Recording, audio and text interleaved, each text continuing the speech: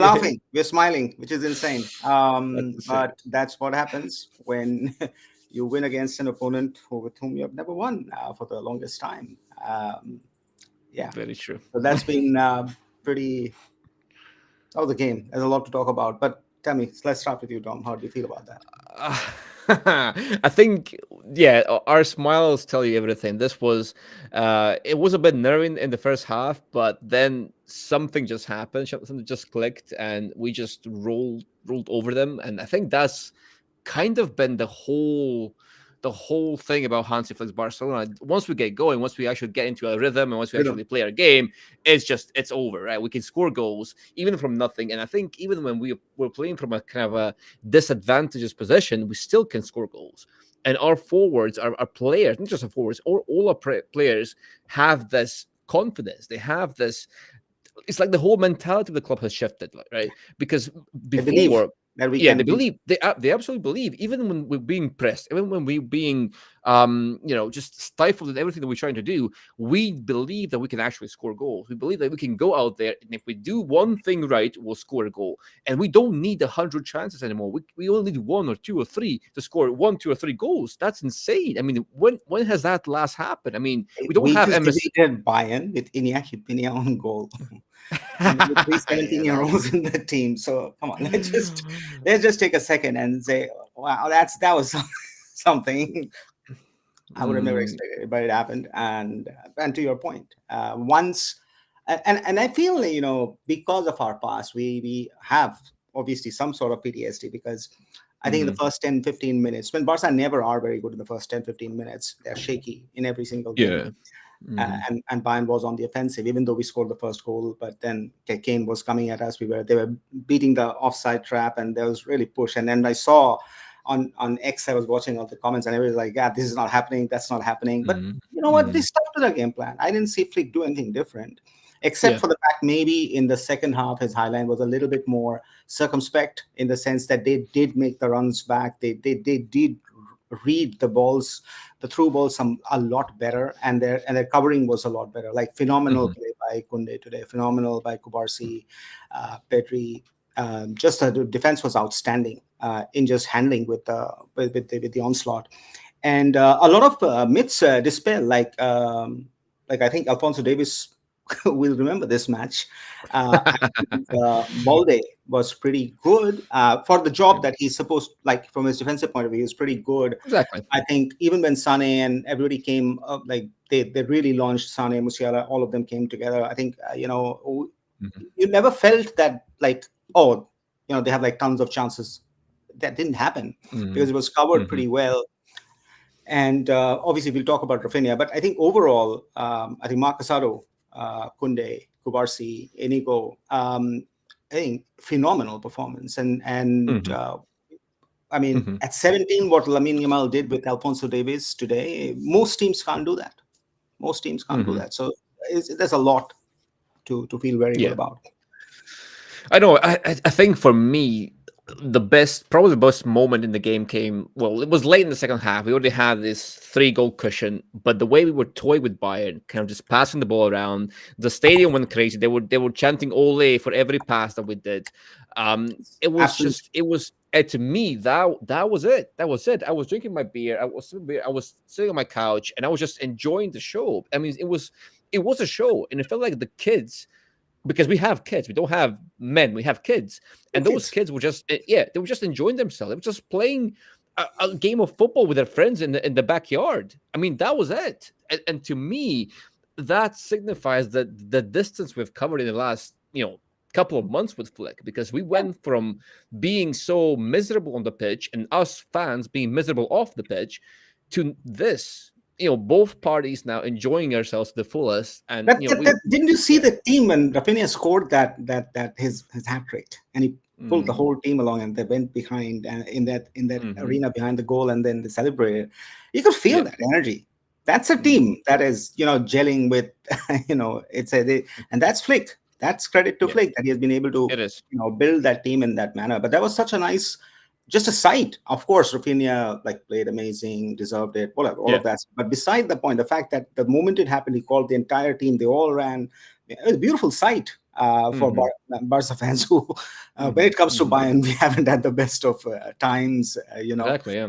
And the Hmm. other thing that, like we didn't play a possession game. I think Bayern's passes were a lot more. I think 60 or 65 Hmm. or something like that. It was, our passes were less, but we stick to the game plan. Flick knew his game plan. He executed his game plan. He did not deviate from the game plan. Yes, he could have scored, they conceded, and so on and so forth. But that's the way he plays. And today he executed much better, and the team executed much better. Like the entire team, they all did their roles so to the what was asked of them perfectly, and that's what we saw on the pitch, and it's insane. Exactly. Yeah, I think that's kind of been the whole thing about Flick, just maximizing those players. And to be fair, it was a bit shaky in the first 10 or 15 minutes. After we scored a goal very early, of course. That kind of shifts the whole game. But then we surrendered the ball to Bayern, and as I said, we didn't really play that possession game. But mostly, I felt because we couldn't really escape that Bayern press. And we talked about this a lot, Dev, in the preview that we did with Augustus as well, and in our blog preview and all of that stuff. Bayern are really good when they press, right? And they did cut off all our options. And having Iñaki Peña as your goalkeeper did not help. I mean, full credit to him. As I said, we're winning these games with him between the sticks as well. So that's kind of props to him and Flick and all of us for surviving that as well. But it didn't help because it just invited these long passes in the back. And if Lewandowski doesn't win his aerial duel or his just if he doesn't outmuscle Upamecano for that first ball, we have to struggle for the second ball. And if that fails, it just concede possession, and Bayern can just keep coming back and back and back and back. And that's what kept happening in the first half. And I felt like that was also kind of part of the deal that you get because you use Fermin as number 10, and he didn't really drop deeper to because I said, okay, we need to use the number 10 to create overloads to escape the Bayern press. But instead of Flick instructing him to do, he told him, okay, you stay higher and we'll aim for the long balls and we'll try to escape that way. To me, it wasn't the best of executions or plans in the first place, but you still got what you needed to from Fermin as well. And that goes back to your point, Dev, where you have these players that know their plan, that know their role, and then they execute on it perfectly. Because Fermin, even though he was missing that first phase where you could have Olmo or De Jong kind of helping you build up, Fermin did the rest. He did everything that he was asked to do in the second phase and the third phase, right? They So all have their own attacking. zones in which they need to do a particular kind of work, and they do Yeah, that. Every single exactly. game, Flex game is like, okay, you do this, and this is your area of influence. You play here, and you do that, and Yeah. they just do that consistently. And then when Hmm. the counter happens, then it's the whole team pressing forward and taking the advantage and the offensive on it. Um, but for the first time, like after the first 20 minutes, I never really felt that Bayern had that. They had possession there, lots of possession, but I didn't feel afraid every second. Oh, we're going to concede right now. Oh, we're going to concede right now, which is often I feel with teams like Bayern, and so like, okay, we're just going to concede anytime it can happen. That wasn't there after the first 15, 20 minutes. They Hmm. controlled the game to a large extent, even by ceding possession, right? And that's something that I think Vincent Company will look back into when he goes back and analyzes the game. I think Bayern also missed the fact that Musiala, Sane were not there from the get go. So they had some injuries and so on and so forth. But still, even with that, I think 4-1 was a damning indictment. And the fact Yeah. that Kane couldn't get on the game at all after those Yep. initial 20-25 minutes, they just shut Kane out. Even though we don't Mhm. really have very tall, Yeah. defensive presence at all. We have like fairly two short people like Warsi was outstanding, but the fact that they cut that out completely and did not allow Kane to settle down or get that initiative, I think that was pretty well Mhm. managed. I think that was Yeah, well it was. managed is what I would say. Mhm. Mhm. Well, we have lots of questions. Let's do that. Let's start taking. Right, let's go. Let's go. All right, Yeah. let's go. Raphinha, good God mode, best in the world right now. Yes, no questions on that. With when you score a hat trick against Bayern in Champions League, you can Mm. be called among the best in the world for sure. But without doubt, it's not just this game. I think the whole season, Raphinha has been such a player for us, and it's not just his game. Today, his finishing was absolutely elite. The Mhm. control and the finishing, like first touch, whatever, everything, all was.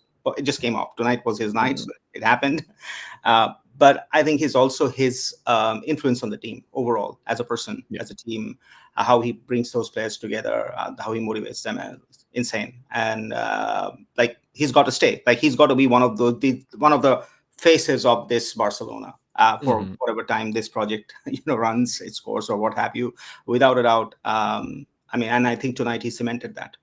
Yeah, he Tonight did. he cemented that this is my team. I'm one of Mhm. the bases. So go. Mhm. Yeah, absolutely. He's just Flex boy now. He's his guy. We discussed this even last season when we asked the question: can Raphinha be the man? Right? Can he be him for this team? And last season it didn't seem that way. You could see the quality that he has. You can see the profile that he has. You can see how he can be useful because Raphinha always gave you numbers, right? He always gave you something, right? Even if when he played badly, quote unquote, he always managed to score a goal, assist, or do something, right? To kind of give you the numbers that you need. But this season, he's taken that to a completely different level, League. right? And yeah, absolutely, absolutely, and that is the best thing about it. I mean, he's just and the moment that the young came on, and I saw Rafinha hand over the captain's The captain's armband.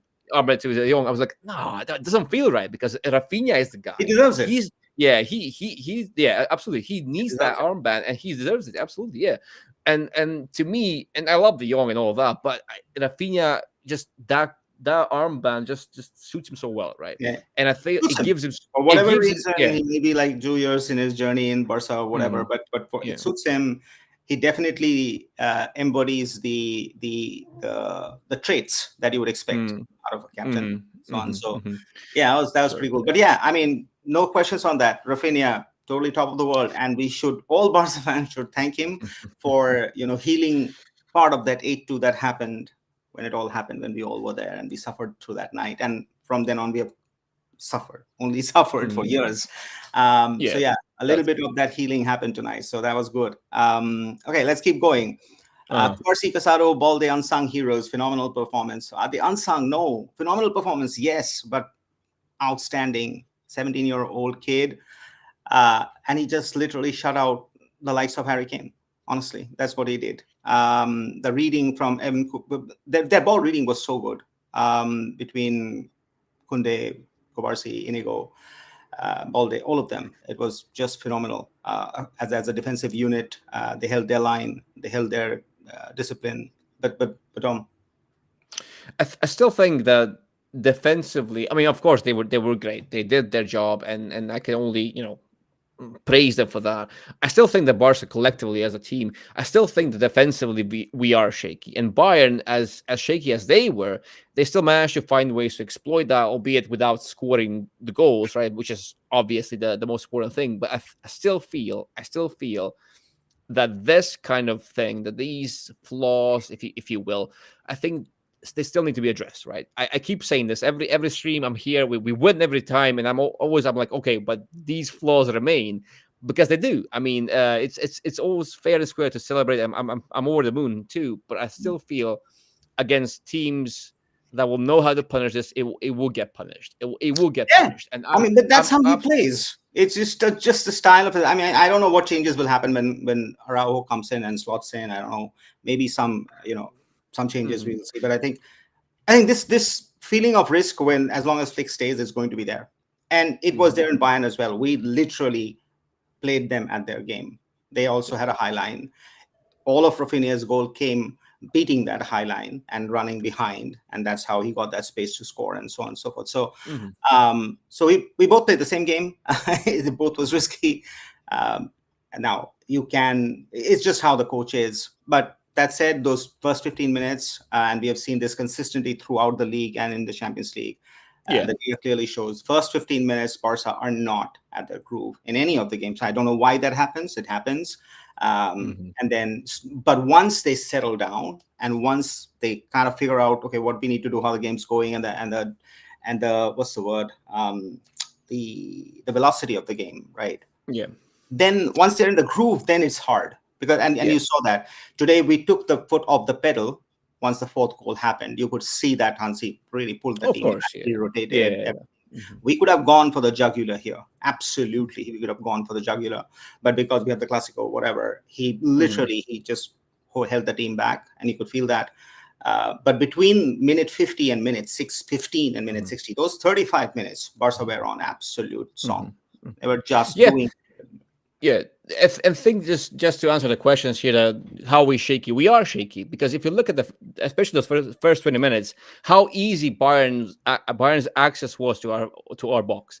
They just one ball and they ripped through the whole team, and they're in acres of space and they're inside the box, and that's it. And this you cannot say that that's not shaky, because even Bayern, who struggled with this, they did not have.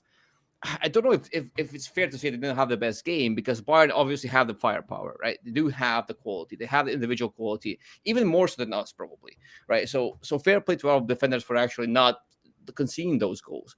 But those, to me, when you can get to our box in one sequence or in one or two passes, to me that's just it signals something that needs to be improved, right, or tweaked. And that's all I'm asking. I'm not saying that we have a bad defense. Of course we don't have a bad defense, but this concern still remains. And in the first half especially, you had this extremely high line, which is absolutely fair and square, but then you don't have the pressure from the first line. That's exactly what cost Xavi so many games last season, because he would put the high line, but he would not put the high pressure. You can't have that. If you want to play a high line, your first line needs to press. If you don't want to press, then your high line needs to be at least slightly lower, right? So that's how you need to play. So Right. it We need to now take some criticism on us, which is we're always negative, and yeah, I understand, guys. There are a few, but let's answer them, right? Instead of running around, I'm logging off against teams that know how to punish this. You think there are teams better than at counterattacking or exposing defenses than Bayern Munich? You're delusional, brother. Okay, see that, really yeah, delusional. yeah, I was Okay, let me take this addressing. one, then I'll No, answer. no, I was addressing that. Yeah, Mr. Mukhman. Fair and square. Yeah, I mean, Bayern are really good at this, but Bayern are not the top of the top at the moment. They're not. They're not. And you don't have to be a highly counter-attacking team to expose this Barcelona. Because if you see, Bayern did not really play. They had more possession. They played more patiently than us. But it was always that one ball from the first line that was cutting through the whole defense. Why? Because we had a high line and we did not put pressure on the ball carriers that they had in the deep areas, right? So they had all the time and all the space in the world to just put one pinpoint pass behind our backs, and that's it. That's not playing counter-attacking football. It's just playing direct behind the line. That's it. So I'm not saying that that Bayern are bad, and that's why we didn't concede. But at the same time, the ease of access from their side to ours was just, for me, it was a bit too open. And that's what this Yeah. is. See, guys, football is a game of interpretation, right? And fun. For me, it's fun. I don't really analyze that much. Dom does. That said, all of us will have a point of view, correct? And all points of views are valid. Like if you feel that way, that's what you feel. When, let's say, Dom or me analyze something and say, okay, yeah, this could have been better or that could have been better. That's what we feel. That doesn't mean that the team played bad or that Bayern is good or Madrid is better or anything. It doesn't mean that at all, right? We are as equally as happy as all of you that we have won. I do think that with Flick, and no team will ever get it all right. Where is that team which is always getting everything right? There will be always errors in every single team, and that's normal. That's okay. I think we can just accept that and be okay with it, right? Today, it worked out, and we're super happy. Some days against Osasuna, it didn't work out, or whatever. So, does it mean that Osasuna is a better team? No, it doesn't. Football is just like that. Some days you win, some days you lose. And when you lose, there are reasons for which you lose. So we try to look at that reason, but that doesn't mean we are criticizing something for that. We're just looking at that reason in isolation at that time and saying, okay, maybe this was one of the reasons why we conceded the goal or why we lost, right? So we're sorry if you feel that there's negativity. No, that's not the case at all, right? We're happy. I'll take the second one also on this. I won't blame you guys for not having full confidence before this game, but please believe in this team fully at this time. Of course we believe in the team. We're there, like I don't know how many hours in a week we spend time on Barca building stuff, coming, doing this stuff, and leaving everything else. Why would we do that if we didn't believe the team? Do you think that we come here just for the fun of, okay, we'll criticize Barca for 20 hours this week. Let's do that. Let's wake up in the morning with that feeling. Nobody does that. No one, guys, right? So we of course believe in the team, and believe me, if we had lost today, also I would be okay. I didn't expect anything from this Champions League, project that we have. I expect from the league for sure. But Champions League, if we don't make it, I'm fine with this team that we have. It's like some 16-year-old kids playing out there, first time with a new coach.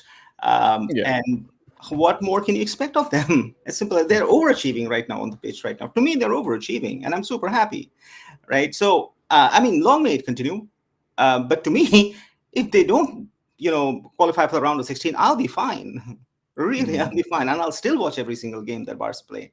I think there's still a ceiling to go, like 2-3 years, but I think this team is the right direction. In a few years, a couple of years, they will be very dominating. Doesn't mean they will win everything, but they will be very dominating. They'll be among the top teams in the world, which we haven't been for a while, and that's the most important thing out there. Mm, So, mm. Yeah, absolutely. I mean, I think, well, even on this stream, especially at the start, we guys, we are happy, and we don't mean to be here and be like, okay, this was wrong and that was wrong. Of course, we're happy. I mean, we celebrate every win, and you can see it on Twitter, you can see it on and every video, every podcast, every live. So don't worry about that. We still support the club. But when you ask me a question, for example, about the high line, I will tell you the positives. I'll tell you the negatives. That's how it works. The same with Dev. We'll give you our point of view from both sides, right? So that's what we do. We don't just want to go one way. We always go both ways, and it's kind of objective, right? It doesn't have to be okay. It doesn't have to be only black or white. It's always somewhere in the middle. That's always all how right, it then is, let's right? talk about the good things, right? It is true. After 10 freaking years, we have won against Bayern. Fucking awesome. Let's just say Mm, it that way, right? Because it is. We have lost, I don't know how many goals. I think 33 goals conceded before mm, this, from 1998 till now. And the fact that we wanted and won convincingly with that hat trick, it's insane. mm. And all the credit to this team, because nobody could do this. We couldn't even get this kind of result with Messi on the pitch, right? We didn't get a 4-1 against Bayern. The last, I think, 4-0 was 2008 or 2009 when we were playing with Henry and Messi and so on. So that's when we last scored 4 goals against them, right? So it's insane, this result on the face of it. And for that, Flick, Raphinha, Lamine, everybody was outstanding. And so let's talk about how outstanding that they were. I think let's start with Raphinha. Yeah, Let's start with Raphinha. Tom, Yeah, let's let's start start with with Raphinha. Raphinha. Let's talk about him. What do you feel? See that last goal for the hat trick, the way he receives the ball, the way he carries the ball under immense pressure. That I mean, I don't think there's many players who can actually execute that action Yeah, and actually score that goal from that position. Because yes, the Lamine Yamal ball just was trap, the inch. ball trap, and then the shot. It Yeah, was I in the know. 1 second it happened. It's insane. The ball was inch perfect, and that has to be said. Of course, not many players will deliver the ball with such perfection. However, even if you do receive the ball in that position that Rafinha had received it, and everything is fine, you control the ball, but you still have to run with it under immense pressure and then open the angle and actually score a goal from that angle. So I think, to me, just seeing that, I don't think that Rafinha even scores that goal. Rafinha from last season scores that goal, because It was Rafinha just from happened this to him. season, I didn't think yeah, that score. I yeah, didn't think he would be able to score from that, but he did. I was no, like, yeah, wow, that no, is insane. What yeah, he just did. absolutely. I mean, it just shows you that he's playing an entirely different level. He's a completely different player. I mean, he's the same player, but he has the difference of the system behind the system that backs him up behind him, but also has this psychological boost that's just, you can't, it's not in the stats, right? You can't see that in the stats, but it's also giving him such a push that it's unbelievable. It's completely elevated his It game to just a comes completely off. different level. Sometimes it Yeah. just, when you're at the top of your game, you try anything, it happens. And Hmm. that's what we saw with Raphinha. And long may it continue, because he deserves it for all the effort that he Hmm. has put in, all the criticism he has gone through from us, Hmm. from fans, and the fact that he has still been there. Like what he said in the press interview yesterday, that he felt bad. He was so human Hmm. that I felt Hmm. bad when I saw, Nico Williams' name on my jersey, and I'm still playing for the team. And my supporters are saying that. And you Yeah. can understand that human being, they feel bad, that emotion, right? And he showed that. The answer was there today, right? Yeah. Yeah. And like, who is missing Nico Williams right now? No one, none of us, right? Mm. We're happy with what we have. So outstanding. And yeah, today his finishing was absolutely top notch. Some days Mm. it's just your day, and today was his day, and it will always be his day for history. He has just written his name out there, and he deserves that. He absolutely deserves that. But he was set up also that way. The game plan, the way the It was. execution It from the was. main, the execution was Pedri, Casado, Fermin. Everybody was set up to make that happen, and they did. They Hmm. executed it Hmm. beautifully, And when the execution happened, he buried the chances. They were clinical. Mhm. Barca was super Mhm. clinical today. Whatever they got, they put away. Except that Mm. last one goal, I think we should have got the five Yeah, yeah, it when should have been a 5. when Lamine crossed and Lewandowski just was That's he was still. a sitter, absolute Mhm. sitter. Mhm. Mhm. We should have been 5-1. Absolutely, Yeah. that game was just Mm. there for the 5-1. So yeah, that Mhm. was insane. On the defense, yes, I think Flick did adjust the defense. It wasn't that like, okay, belligerent, I'm standing at the half line, everybody. That's what he does in the league. It wasn't that. They were a little bit more circumspect. I think a little bit more wary of the tracking. They were a little bit more. Their covering and the press was much better when in the second half and so on and so forth. So if you see the way they covered players, and the interceptions that happened when the crosses were coming in from Davies and so on, much better. Mhm. And after the first 25 minutes, it was much better. First 25 minutes was a bit all over the place, 100%. But after that, they got they got their act into gear, and then they absolutely tweaked it, absolutely, Mhm. and that was necessary, I would say. Tom.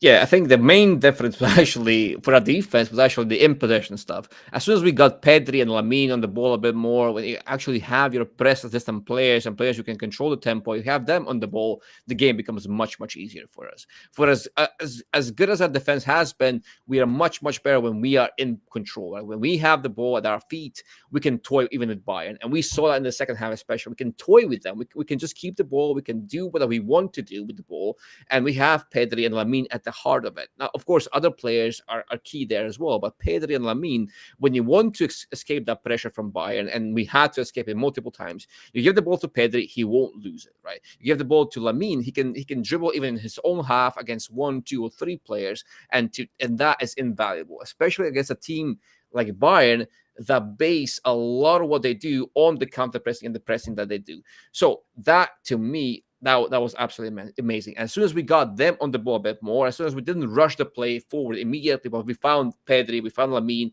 and then we built from there, things started to click, and And I that's think always I going to I be. think Bayern did the mistake that we sometimes do in league. We go for this, there are these teams against whom we would go toe to toe, right? And it would be chaotic, and we suffer, right? We suffer.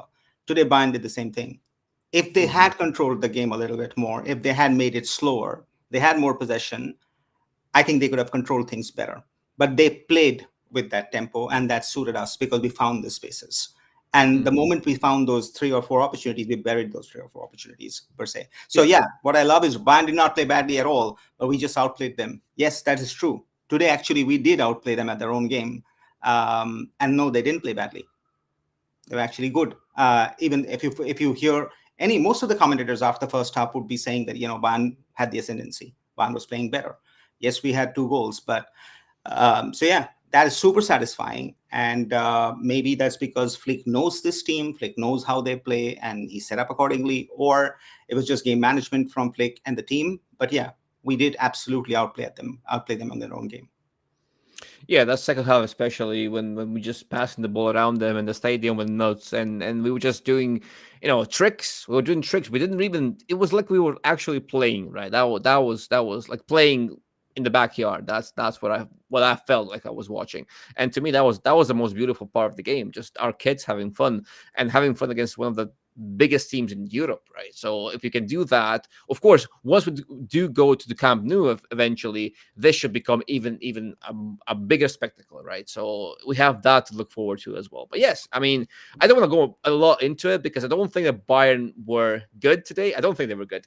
But right, yeah, let's keep it on Barca and let's keep it on a bit of positivity then. Yeah, the whole team played for the badge. They understood the shame it was for this great club to take that 8-2. They fought for the club today.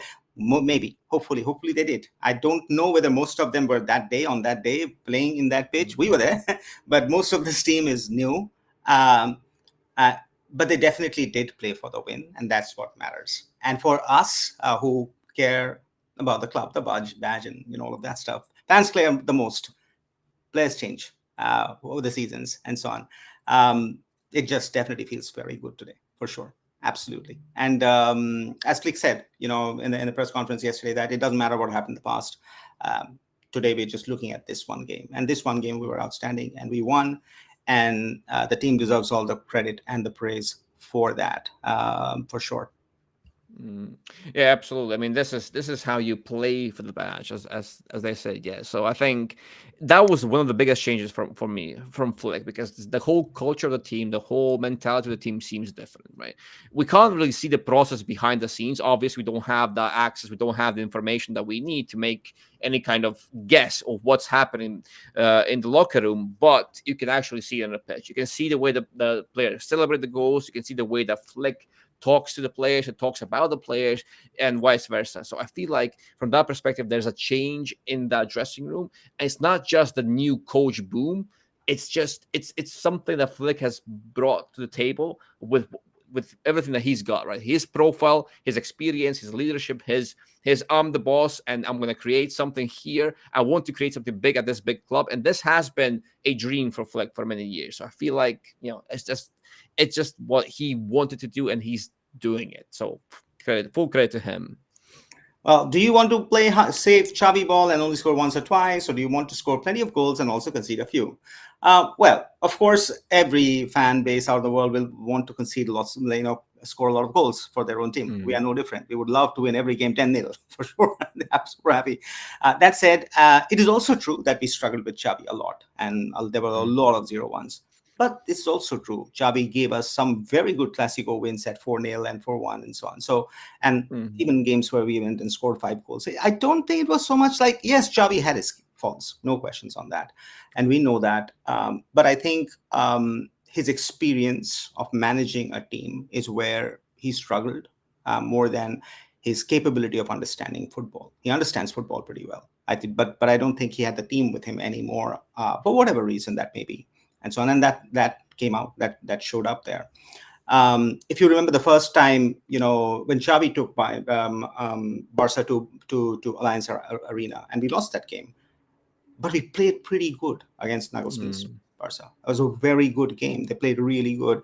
Ousmane Dembele obviously missed a lot of chances. Lewandowski missed sitters out there, and so on. And that's the thing. See, if they had scored those 3 or 4 goals, right, different story altogether. Today, we took every single chance. Half a chance, we scored for 1, right? So yes, we absolutely. And is this a better way of playing?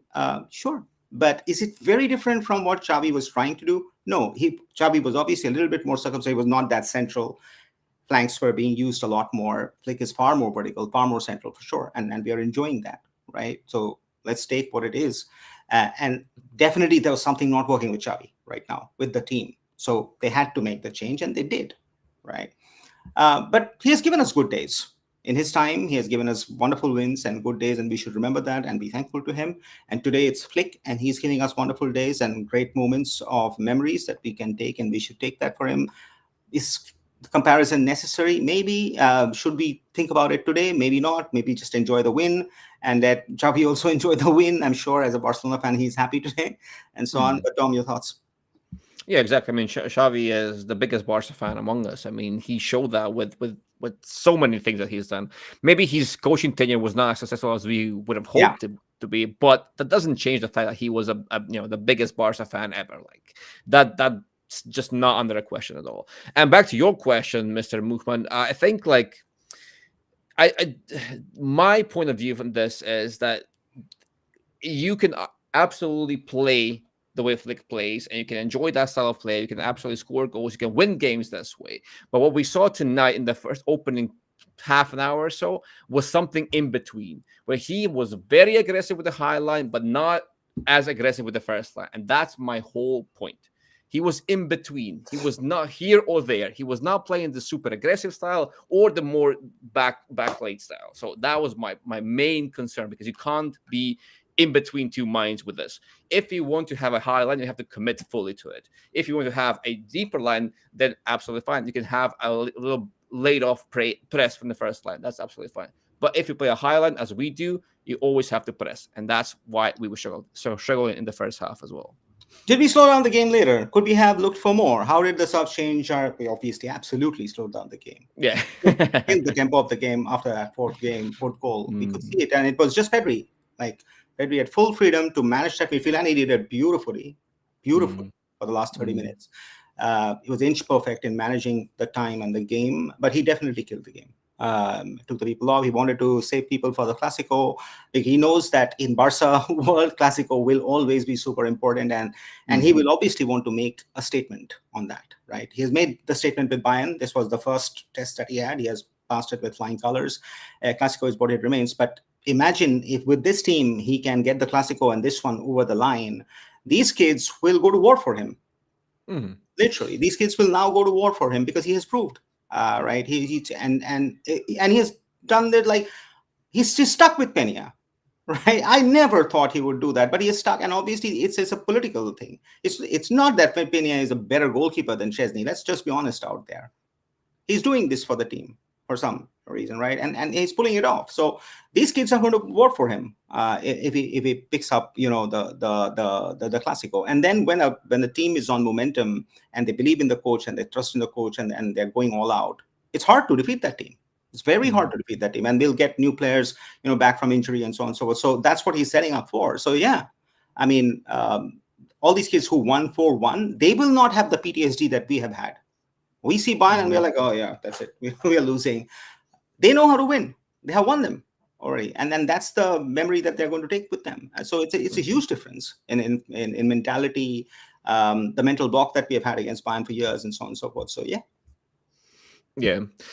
Yeah, just back to the question. Did we slow down the game? Yeah, absolutely. We slowed down the game. That was when we actually had the most control because Bayern also ran out of gas. Their press was good in the first half, but it was also very, very taxing, physically very, very taxing. So when we did bring De Jong and we did bring Gavi and all those players, yes, we had more control because that kind of, they do give you that, right? Gavi is press resistant. De Jong is very press resistant. They are very similar players in the first phase as well. You remove Furman, you remove Raphinha, and those are the direct players, right? You remove those players, you insert the players that actually can keep the ball and break the pressure, and then just recycle possession when you need them to. And that's that's exactly the comment there. De Jong did bring you control. He It was does bring you great. He control. was Yeah, actually very good today. he, yeah, Very good. he yeah, so especially consider that he's not played that much. He's not really match sharp just yet, but he still did what he was meant to do. And he can be that first phase maestro who takes a lot of touches. He can take a lot of touches in those situations because you need him to slow down the tempo of the game. So he can take a lot of touches. When you need him to speed up the game, then he has to take fewer touches. That's how it works, right? And the Young, when you need to control the game and be the tempo setter, he can be that through those touches and breaking the press and then recycling possession. That's what he did. So again, Flick knew what he had to do in the latter stages. He didn't want to go for more. Obviously, we could have scored the fifth goal as well because yes, there was that chance to score, but we didn't need to. And there's no need to rush forward when the game is practically over and you still have a Clasico to play in a couple of days. So I think that was the right decision there. So Yeah, I mean, it's like, I think he managed his timing very well. mhm. De Jong was brought at the perfect time to do De Jong things. Yeah. De Jong Mhm. is good in doing that. He's not good in being Fermin Lopez. He can't Mhm. be. Right? So expecting him to do that is useless. When we needed a Fermin Lopez, we needed a Fermin Lopez. But at that time, at the game management level, I think we needed De Jong to be De Jong. And today De Jong came and was De Jong. He didn't try to be something else, and he's good in that. And that's why he Mhm. was effective. If you see how he played and the control that he gave, which is what Dom just talked about. And Yeah. you guys, if you just go a couple of episodes back, you will see that we did a series on De Jong as well, because there was a lot of controversy around him, that okay, should Yeah. he stay, should we sell him? It's always there about De Jong, should we sell him, is earning too much, blah blah. The point is, forget about what he's earning, and should he stay, should he go, not in our hands, right? But what is true is that if he's fit and he can play, he can contribute a lot to this team, right, this season. And he can help the team towards its goals, whatever those goals are. And we should look at it from that perspective, instead of Mhm. how much he's earning, should he stay or go. If he's supposed to go, he'll go, right? You and I are not going to define that, and you and I are definitely not going to define his salary. So what's the point? Correct. But if he's used in the right way, as it was today evident, right, he can give a lot to the team, and he can do things Mhm. that other players in this team cannot do, which you need Mhm. at times. So I think everybody has their own value and so on and so forth. So yeah, somebody Mhm. talked about Casado. Mhm. And yes, Yeah. Marc Casado, I don't know whether he's a maestro. But again, who am I? I can't even do half like 1/10 of what he does on a football field. That said, that boy has not put a inch wrong from the Hmm. time Mark Banal went off. Like Hmm. he Hmm. he has stuck to what was being asked of him, delivered it without a fuss, without any hassle. You don't see him, but he does his job perfectly every single game. Today was no exception. And what more can you want? We are like so freaking lucky as a club that we had people like this just sitting there in our academy, and we didn't have to spend a single dollar for them. They earn like ridiculous amounts of money right now. They're like 8,000, 9,000 euros a week. That's their wage, and that's the game that they're playing. It's insane. And Hmm. Yeah. for that, he definitely deserves a place in the team. Whether he becomes a maestro or not, I don't really care. Honestly, he does what my team needs him to do. I'm Hmm. super happy with him. Hmm. Hmm. Yeah, that's kind of the thing. He doesn't have to be a complete midfielder, and I don't think that he is a complete midfielder. But doesn't take away anything from his performances and his importance to this team. Because absolutely, he's been one of the biggest. I don't want to say discoveries because we talked about the Casado for for years now actually. Since the first time we scouted him back in the academy, he was always this. Well, not always this good, but he was always a standout performer because of his mentality, because of the foundation that he has as a player, right? And when you play around his weaknesses, right, because he does have some weaknesses, when you play around those and you create a system that actually masks those flaws but highlights the positives, the strengths, this is what you get. You get a player that's not a complete midfielder, but he doesn't even have to be a complete midfielder in this system because the system is made in that way that he's performing even though he has flaws, and every single player has flaws, right? It's how you play around those flaws, and that's both credit to him and to Flick for actually making this happen. So absolutely, he was brilliant today as well. And to play against Bayern and to go from Yeah, it's being a insane. Barca B player to playing against Bayern at this level and making those passes, making those tackles, making those runs, and all that stuff that he did, that is just incredible. And that speaks volumes of his mentality as well. We always talked about this depth, his hunger, his leadership. That you can't buy that. You can't even train that. That's just who he is, and that's incredible. The only question then is, why did Xavi ignore him last season? Well, I have two answers, but and Dom will give his point. But my thing is, I don't think Xavi ignored him. I don't think even like when Marc Banal was there, was Flick giving Marc Casado a chance? No, that's the answer. His first choice was Marc Banal. When we lost Marc Banal as well, I don't think we had any other option left except try him out, and we did. Credit to him, Mhm. he got one opportunity, he made that count, and every single opportunity he made that count, and now the coach trusts him. That's on Marc Casado. But that doesn't mean that Xavi was against him or anything. He had better options. Like Busquets was still there most of the time that Xavi was there, so he played Busquets. What would you do otherwise? That last year he didn't have that confidence in him because Gundogan is there, Pedri is there, De Jong is there. That's the team, right? So you, as a coach, you're seeing them there. You're playing with them, right? And you Mhm. have to build that relationship between. Right, this is a different relationship paradigm that we're having. So I don't think it's like it was something like Xavi did out of spite or anything like that. It's just how it happened. And sometimes when you don't have an option, then you don't have an option. Like as long as we had Ousmane Dembele, we played Ousmane Dembele, right? Mhm. And if Ousmane Dembele was here, would Lamine Yamal be starting every game? No. But Ousmane Dembele decided to leave, and we had no other option. So we said, Mhm. "Fuck it, that's all we have. Let's go with Lamine Yamal," and he made it count. And today we feel that that was the right thing, because otherwise his progress would have been, stalled. And he's playing insanely well. He's playing Mhm. way better than again, not compared. Okay, there are Dembele fans. I understand that he was very good, but let's just admit what Lamine's doing at 17 is like light years better, and so on. And it's good, and we will enjoy it. So things happen, and it's easy to point fingers and so on, but I don't think as coaches they have like any agenda against any other player. They want the best and so on, but sometimes just things go through. Mm. I'll give a more tactical answer to this. So we go back to the Romeo signing, right? So Romeo, people kept saying, okay, Romeo was so bad, Casa could have played instead of Romeo. Absolutely agreed. However, Casado in Romeo's shoes in Xavi's system would have struggled immensely.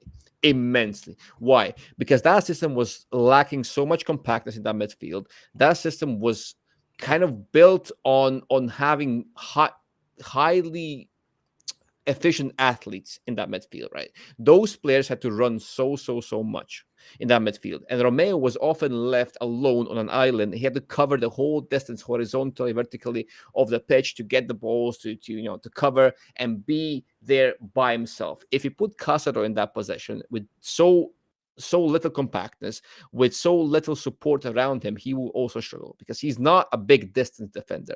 Neither is Pedri, neither is Olmo.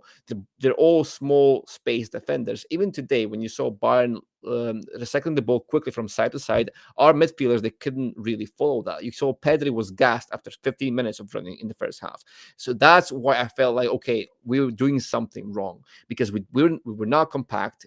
And that's why Xavi failed, because he put those players in positions where they could not succeed, right? That system, unfortunately, it pains me to say, but that system kind of just highlighted the flaws. It did not mask the flaws. So Casado will struggle much more in Xavi's system, and we would have been saying here, oh, he's not good enough, don't play him, and so on and so forth. However, now the system is more geared towards getting the best out of Casado, and all of a sudden he's that much better for it. So that's kind of the difference why I don't think that he would have been such a big success last season even. So yeah, that's the thing. I'm still not satisfied with Balde's performance. With no competition for LB, should Barca look? Well, we have talked about Balde, and yes, he has his flaws and he has his good sides. But my thinking after seeing Flick, I think he's going to stick with Balde because he really wants to get a full control on that team in this first season or first two seasons. So he's going to build a core through trust with the players, where the players trust him that, okay, my coach has my back. He's like, unless they do something really bad or they're terrible, which Balde isn't. That's my thing. I think he'll stick with him. The second is, should we get something from the winter market? Probably we should, but I don't think we have the money. We're still not in 1:1, and we won't be in the winter market as well. So I don't know how much money we'll have to, actually go and splash. That said, if the team is playing very well and we get through this stretch, winning the games and what have you, do we really need to? Do we really need to tweak with the side which is already performing and there's confidence and so on? We still have some players in the academy, and some will come back from long-term injuries and so on. So I don't know. Tactically, we would say yes. We have said this earlier as well, but I think practically, I don't think that's happening. But yeah, same here. I don't think that we'll go for a new left back. I mean, if the opportunity arises and you get some sort of a free agent that's not going to have huge wages or something like that, okay, you go for that. If that player actually gives you that good quality depth, right? Or even if you can displace Balde, even better. In theory, even better, right? But probably not going to happen. Now, on his performance today, I think it was good. And it was good mainly because he was doing what Balde is meant to be doing, at least in my head, right? He was doing the progression, he was doing the defending, and that's basically it, right? He wasn't tasked to hold the whole flank by himself. And I think that's when you get the best out of Balde, or vice versa. If you're going to go the other way, if you ask Balde to hold the whole flank by himself, he's going to struggle. And then we're going to be here sitting and talking about his bad performances all day, because obviously he can't do that, and you force him to do something he can't do. But if you actually give him tasks that are in line with his profile, he will mostly do okay. His floor is okay, but his ceiling is immense. So that's kind of the thing with Balde just now. Pedri was untouchable in midfield, put in a great defensive shape. Yes, he was. He was outstanding. From minute 60 to minute 90, it was like a recital. Where they just toying with Bayern. So yeah, Pedri was outstanding in that zone. And lately, this season, I think he's been phenomenal in putting defensive shifts and in recovering balls from the final third. That's not something that we saw in the earlier seasons. So lots of changes in Pedri, management of his time, insane. I think we're in, November almost. He's still not injured, right? He's played through. That's just insane. Yeah, I mean, I was pretty sure that, two games and I'm injured. That's basically what will happen. Hasn't happened. He's playing. His game time has been managed beautifully. He's playing a different role under Flick, and he's enjoying that. And he's making a lot of impact in that game. And if you look into his recovery numbers, off the charts, defensive numbers, off the charts, and he's controlling that midfield. So yeah, having a coach who sees the game differently, interprets the game differently, interprets his players differently, and puts them in the right positions where their strength shines makes a whole lot of difference. And that's what we are seeing. But Dom, what's the more tactical take on this? I don't think there's a more tactical take on this, to be honest, because this is what we need from Pedri. We need Pedri to be fit, and as long as Pedri is fit and he gets more sharpness and gets more like used to that workload, he will just keep improving that, and that's all there is to it. I feel like last time on the last stream we had a question Pedri versus Musiala, and you saw what kind of player Musiala is. He was dribbling in the final third. He was in the box. He was making those shots and all that stuff. But Pedri, he was dictating the whole game. So now is the question, what does the team need more? And I felt like Pedri was perfect for us today. We needed a Pedri today, and we got a Pedri. And we got the right version of Pedri, the Pedri that we know he can be. And he did the things that only he can do for this team. And that was, to me, that was just beautiful. And that's all there is to it. Just stay fit, Pedri, and you will be the best in the world. I don't have no doubt in my mind about that. There we have Vandy. Vandy, sorry, we should have put your comment for earlier. Thanks for supporting us. Thanks for always being there. You're so awesome. All right, I'm expecting fireworks from Laporta this summer. Me too. Me too. This foundation to dominate is all there. Casado makes 8,000 a week. It's crazy. Yeah, Casado actually makes 8,000 a week. It's like, and that's the performance. So money versus performance, and that also means that all these wage bills have to be adjusted. So that'll be interesting what it looks like, because what we heard was that this year I think we stopped paying Messi and team because we have they differ their salaries or what have you, and then all these kids, Gavi, Pedri, all these kids will want better salaries, better contracts, and so on. So that will be a headache to solve for Deco and Laporta. And I think if we do well in this season, Laporta is set for another 6 years or what have you. And he will go all out to make a statement signing, because that's how he is. So yeah, you can expect him preparing. The results of this season will matter a lot. But if it goes well, the way it's going right now, if things go well, I think, yeah, we can expect a pretty active summer, because by summer we will be 1:1, right? That's the entire analysis that's coming out. And if that happens, then there are questions around, a couple of players, at least De Jong and Araujo, on whether they're continuing, not continuing. We don't know. As simple as that. So there's no point in conjecturing. But if they're leaving, the salary space and whatever opens up, I think, yeah, you can expect a couple of big signings. And yes, these kids will want their wages to be improved, for sure. I mean, of course, yeah. I mean, the performances obviously matter, because number one, you get more money the more you win. That's how football works. But number two, it's also how attractive is your project to everyone else watching, right? And the best players are watching this. The whole world is watching Barca Bayern, and the whole world just watched Hansi Flick's Barca destroy Bayern with a bunch of kids, right? So in theory, if this keeps up, there won't be a player out there who won't be at least tempted by an invitation from Barcelona, right? They usually are. When Barca comes knocking, most players will be like, "Oh my God," right? So, but especially when Barca are, being Barca on the pitch as well. That's what drives the hype behind the club and the brand that is the club as well. So I feel like if we want to have a chance of actually landing a big signing,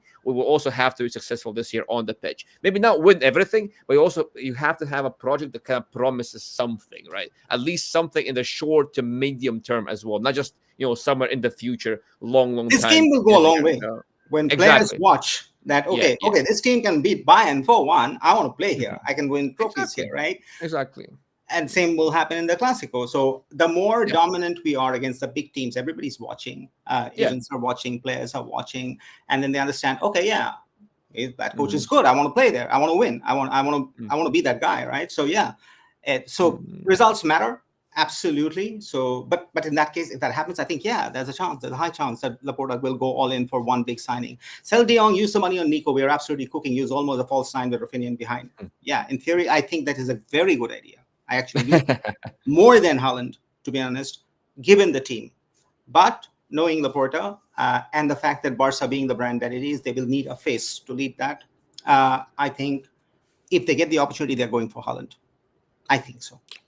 I think if you put Haaland today instead of Lewandowski, you get a similar, if not better, result. Because look at the way Lewandowski was used today. Now, I'm not saying Lewandowski is a worse player than Haaland, especially in his prime. Lewandowski was something else. But all we asked of Lewandowski tonight was to hold up play against Upamecano, lay the ball off, and then Yeah. score goals in the box. And if you put Haaland in that position, you feed him the ball, you kind of bank on his physicality, bank on his lethality and speed and all that stuff, all the raw power, he will absolutely score goals. So I think Haaland in this team, regardless of the way that he doesn't fit the stereotypical Barca number 9, he would still feast in this Barca, because we are very direct. Of course, we are very fast with the ball. We do have elite creators, especially Lamine, and look at Raphinha, the way that he's playing as well. Olmo and Pedri, they can all make use of Haaland. I mean, everyone can, obviously. Haaland would be a success probably anywhere, but in this Barca, I think he would still be a big fit. So yeah. A message to all Bayern fans, and especially to Muller. Eras do come to an end. Forza Barca. Man, I agree with you, especially on Muller. I like him. He's amazing, great player, but I have so disliked his smug look of contentment every time Bayern has defeated us. So that vision of him sitting on that bench after he was substituted. And when we were winning 4-1, that just made me feel fucking so good, man. Seriously did. So I feel it. Whether it's an era coming to an end or not, I don't know. Bayern's going through their own restructure, and whatever that they need, they're going through. We are going through our own. And Yeah, I mean, for all that, I think the company company has is done young. well. So. Sorry, go ahead. Yeah, no, sorry. Yeah, I was just going to say, company is also young, and this is very much his first big gig, and Big game, it's not yeah. easy. It's not easy. It's not easy for him either. And football is kind of cyclical, right? It goes round and round in tactics and in eras of domination, all that stuff. So once you're on top, you're probably gonna feel there'll be a period there when you'll be dropping down a little bit, but then you go back up, and that goes around and round and round. So I feel like, yes, this could be a start of something great for us, but it's also for Bayern. They've not really been at the top of the top now recently. I don't think so. I They don't have, think they have been. So I don't think this is the best of Bayern that we've seen, yeah. and it's They have also also not the kind of best of Barca. self-imploded, the sacking Mhm. of Nagelsmann, then whatever happened Yeah, with Tuchel. Their board has been all over the place. They have their own politics, yeah. just like we have our politics. They have their Rummenigge's and whoever, we have our Laportes and whatever. Hmm. So they've all gone through that. And like Vincent Company, this is his 4th or 5th year in coaching. Flick has been coaching for, I don't know, 50 years probably by now. Mm. To Stuttgart, the national team, then Bayern, then the national team, then back again. So he's been coaching for a very long time. That experience, it counts for something. It counts for something. Mm. So in the little time that company has been there, I think he's done pretty well. Look at Bayern playing in the league. They're playing better than last season for sure, in terms of having an identity and playing the way that they do. And he will learn from this. He will absolutely learn from this, and Bayern will come back better, and so on and so forth. So yeah. But today it definitely belonged to us, and we deserve this after so many Mm. years. So Good. nothing to take away from that. So yeah, and to Muller, you're awesome.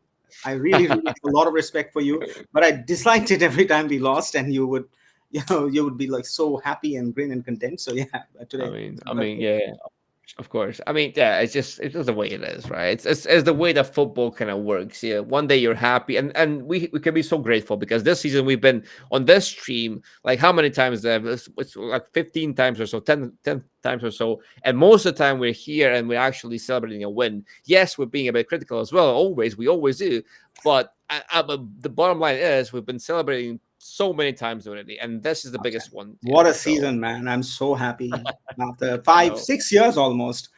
yeah. 6, 7 years, yeah. I mean, it's been painful the last 6, 7 years as a Mm, Barca fan to watch every game, and we watch literally every game. We wake up in the morning or yeah, at night and go and watch it, and yeah. and then suffer through it, right? Like literally suffer through it. It's been painful, and there's joy. There's Mm, joy in this season, and there was this joy when Xavi first came in the second half of that season, and we were winning games with Luke De Jong with goals. That was joy, and this is joy. So this has been outstanding for no questions at all. Huge appreciation for Inigo Martinez. Yes, absolutely. He's just balling out there mm, at the fag end of his career, and man, does he deserve it for everything yeah, that he has done. Like he obviously spent majority of his life and career in Athletic, and he was amazing for them. But he didn't get that adulation or that fame right? That his game probably deserves. Same like Aritz, Aduriz didn't, and many athletic club players who are awesome, but because they're not at that high, they're not always on the media. That people don't know about them. Yeah. At least now the world gets to know about Inigo Martinez and what he can do, and that's just he deserves that. Like Hmm. people who have watched Inigo Martinez in the league for the last 10 years playing against all the teams, they know what he is, right? So, but most of the world doesn't. That's the truth, and so on. So I'm super happy that he's getting that appreciation. The fact that he took that chance at the fag end of his career to get called by Barca. He changed his club. He came. Best players generally don't, but he did. And last season wasn't good for him at all. He hardly his injury. Xavi didn't really kind of depend on him also, so he didn't. But this year he took the advantage by like both hands, and he's just been flawless from day one, as Hmm. and may it continue. And we don't really know when Araujo comes back. Does it make sense to change this because it's working? Why do you Yeah. want to fix something that is not broken at all? Yeah. So Yeah. so yeah, outstanding from Inigo Martinez.